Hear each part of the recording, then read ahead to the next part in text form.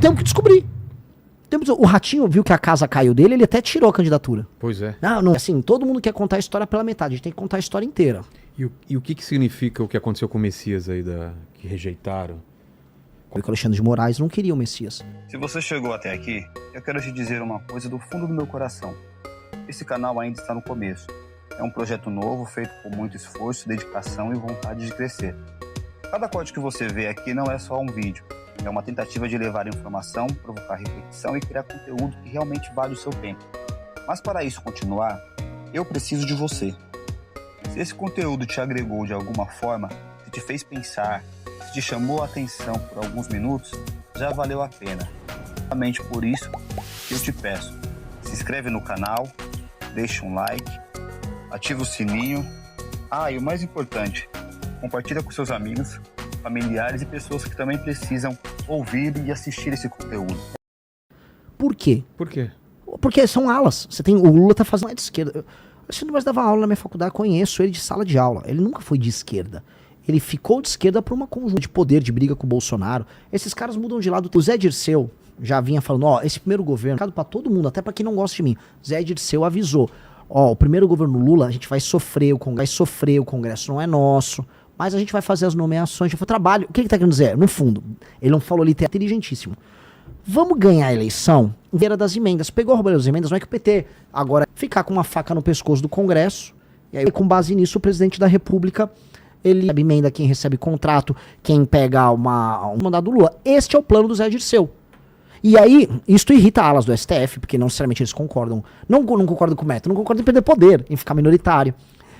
O Senado, uma parte do Senado já estava de saco cheio do STF. Na toca, a gente já entendeu o teu plano para pós 2026. Se você ganhar, você não vai controlar a gente. Até porque o STF, percebam assim, isso aqui também uns outros pré-candidatos vai explicar para o eleitor. O que ele fez? Não só ele, né? Assim, há uma inteligência nisso. Estão roubando, vamos investigar.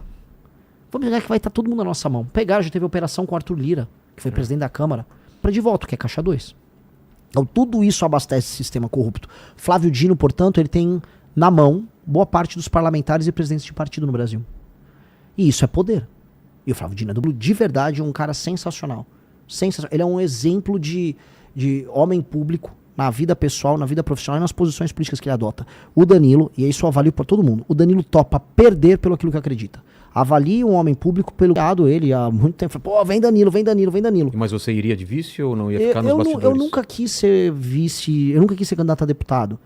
Eu acho que para as pessoas que estão ao nosso redor, veja, eu sempre fui uma grande liderança, tenho uma capacidade de executar especial depois da montagem da operação da Valete e da montagem do partido. Aí os próprios me falaram, é o Renan, lá no Ceará. O Lula tá avisando, eu vou te dar um botijão. Mas eu não quero um botijão, eu quero uma vida. Eu quero uma vida legal, eu quero comprar coisa, eu quero montar meu negócio. Não, eu vou te dar um botijão e ainda vou cobrar um imposto de você. Esse cara já não quer mais Lula. Quando você não monta nada, você depende só do teu nome, da sua intenção eleitoral, que é o nome do Jair Bolsonaro, que tem um recall grande. Então o Flávio falou, eu vou dar isso pro Tarcísio? Não, vamos ficar pra família. E honestamente é uma das poucas decisões racionais que eles tiveram ali. Pouca inteligência. E aí eu falo, eu quero ser de um país que vai ser uma das 5 maiores nações do mundo. Que não apenas, assim, não vai se contentar em não ser o Lula. Que é o que o Flávio fala. Falou, nós vamos tirar o PT daí. Tá bom, mas o que isso quer dizer? Tirar o PT é importante, mas o que nós seremos? Ele não tem plano nenhum. Ele vai publicamente. Até porque tem uma coisa muito perversa, que é o menino. Volto pro menino sem pai. O menino sem a figura paterna na periferia, que é usado como mão de obra barata, como força de reposição do crime organizado. Não dá pra ter isso mais. Então, e bota ele de bucha de canhão. Acabar com a maioridade penal é fazer com que esse estímulo à cooptação do menor diminua muito. Muito, vamos dizer, a vida da mulher, e 2, um ato que é humilhante, destruidor pra mulher, que é o ato de ser estupro, esteja, vamos dizer, esteja dentro da agência, a capacidade de agência da mulher de determinar se ela vai fazer o aborto ou não. E eu acho que isto faz sentido. A sociedade brasileira, ela optou por esse caminho, regulamentar no STF, que é um absurdo. Pois é. Agora é contigo, Renan, para finalizar. Ou colonizar o que chegaram aqui como escravos, criaram já, se o Brasil acabasse agora, a maior experiência tropical, civilizacional diferentes, com uma cultura que tem os seus problemas, que tem suas dificuldades, mas que é única do mundo. A gente do tal sul global. A gente vai ser a nação capaz de unir o Ocidente e a África, de todos os povos do mundo, porque nós entendemos a ideia de diversidade mais do que qualquer um. E aí nós temos que entender que isso é uma força. Ayrton Senna pode fazer com que os nossos filhos, netos, tenham uma nação no futuro que vai ser respeitada, não só médios. Nós temos grandes empresas, nós temos grandes criadores, nós produzimos arte, nós influenciamos o mundo. A gente não nasceu para ser só o país do futebol. A gente nasceu, eu volto a repetir, para sentar na mesa daqui 30 anos, junto com Índia, Rússia, Estados Unidos e China, para determinar como será a colonização das matérias-primas. E 3, assim, puramente, só leva menos 10% de capital federal americano. O Trump comprou, ou seja, o Trump está indo para a linha de estatização, e essa empresa se tornou uma empresa de interesse norte-americano para comprar minas de terras raras em vários lugares do mundo, até pagar um valor a mais. O Trump está topando pagar mais até para fazer preço. E aí você começar a direcionar essas terras raras para os Estados Unidos e entrar. Por quê? Porque o Brasil pode usar as terras raras para suprir o gap de tecnologia que a gente tem para os outros países. Motor aqui.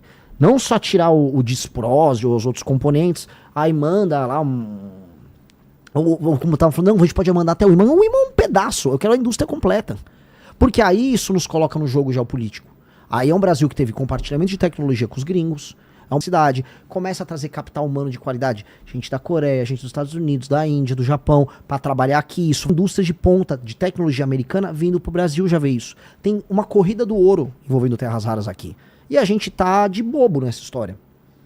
De bobo, as discussões aqui são meio infantis. Então, nós temos que entender assim, nós temos que ter um plano soberanista, e essa é a nossa proposta, para fazer a cadeia em dias aqui. Pô, vamos ter.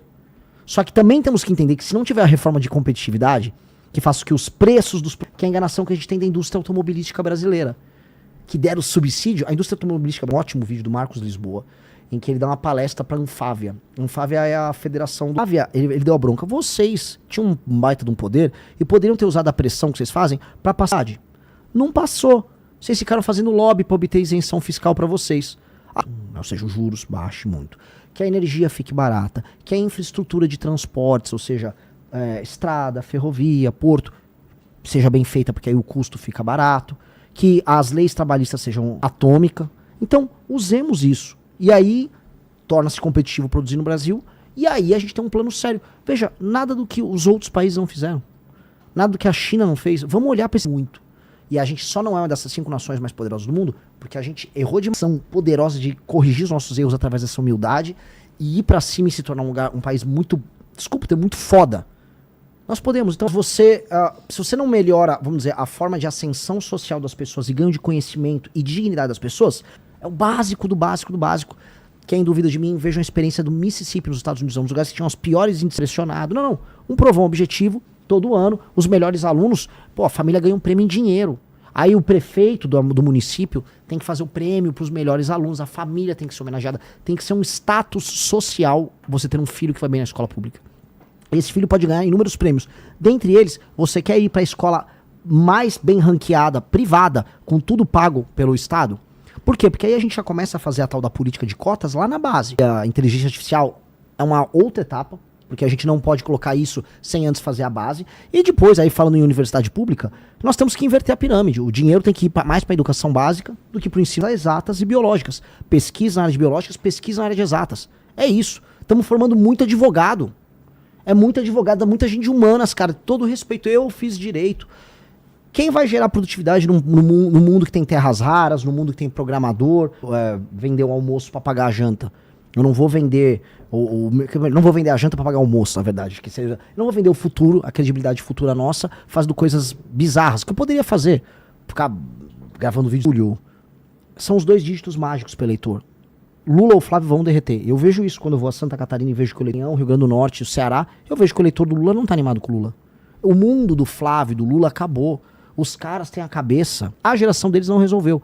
Então você percebe que não tem mais energia. No Maranhão andava lá... O Maranhão acho que é junto com a Bahia, um dos estados que o Lula mais foi votado. Ninguém me parou. Aqui é Lula. Ninguém tem coragem de falar que é Lula. A vida do pessoal tá uma desgraça no Maranhão. Quem ia vencer na Hungria. Eles acertaram no detalhe. A Atlas, eu considero, já de muito tempo, eu já venho falando que a Atlas é um instituto mais sério, desde lá de 2021, quando eles começaram a fazer sondagens sobre a popularidade do governo Bolsonaro. Então, Tem vídeos meus, é só procurar, tá lá. Eu falo muito bem da Atlas. Considero o método deles mais interessante, uma questão de método.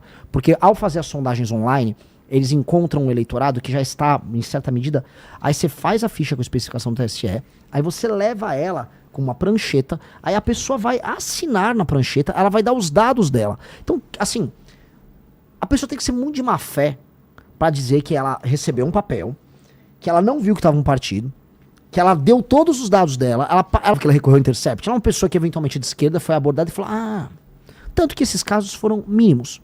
E aí, no final, o partido, quando eles fizeram umas denúncias lá, nenhuma denúncia eles tentaram formalizar em termos criminais ali a véspera da eleição. Nada, não deu em nada. França, já veio para vários lugares. E caso essas pessoas chocadas não saibam, assim, eu sou heterossexual, vários países do mundo, e cara, se eu tô solteiro, com 23, 24 anos, conheço uma moça, e vou sair criar a teoria da conspiração do nada, o que tem isso aí? Nem tinha esse nome, o Arthur que colocou como piada, eu achei engraçado. Mas sim, exposta, a criança fica exposta, e o Guto é alvo desse ataque. Eu acho que a postura do Guto foi correta nisso? Não acho, e o grupo todo não achou que a postura do Guto foi correta nisso. Não acho. E mais, aí entra o ponto que eu já falei publicamente isso. O Guto é um exemplo para milhares, quiçá milhões de jovens. O Guto tem uma audiência colossal. E o Guto é um exemplo de um cara negro, de sucesso, que interfere na política de maneira muito positiva. Então, quando a gente fala em um dos temas é o jovem que não teve o pai presente na infância, que não deu o exemplo, que não deu a norma, que não falou, se fizer isso, ele dá um exemplo muito ruim para os jovens. E aí o Guto tem que reconstruir isso. E ele tem esse compromisso conosco, de mostrar assim, esta é uma pauta que eu preciso tratar. E aí é um ponto. A régua conosco, a régua de avaliação pública, ela será sempre mais alta. Casos feios, desaboradores, tem quase todos, fica carente de exemplos.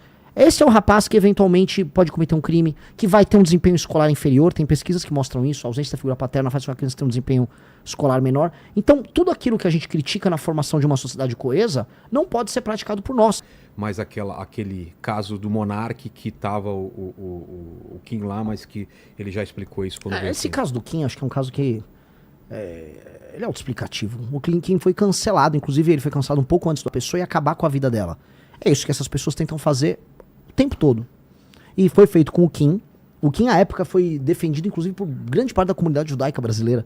Porque o Kim sempre foi uma pessoa que promoveu políticas que, em grande medida, enfrentavam o antissemitismo no Brasil. Parte da discussão sobre antissemitismo no mundo envolve entender que a geração Z de direita e a geração Z de esquerda, no mundo todo, estão cruzando a linha em muitos termos sobre essa questão do antissemitismo. Mesmo, cada um a sua mantém, não é problema mesmo. mesmo. Metrópolis, né? Mas assim, vamos fazer comentários dessa natureza sobre qualquer autor que seja vinculado à direita. Eu não sei, eu não li toda a obra do Kurt. Essa obra do Marx, o Marx era racista. Então se alguém lê Marx racista por tabela, o Heidegger, que é um dos caras mais lidos na academia brasileira, o Heidegger, ele foi nazista.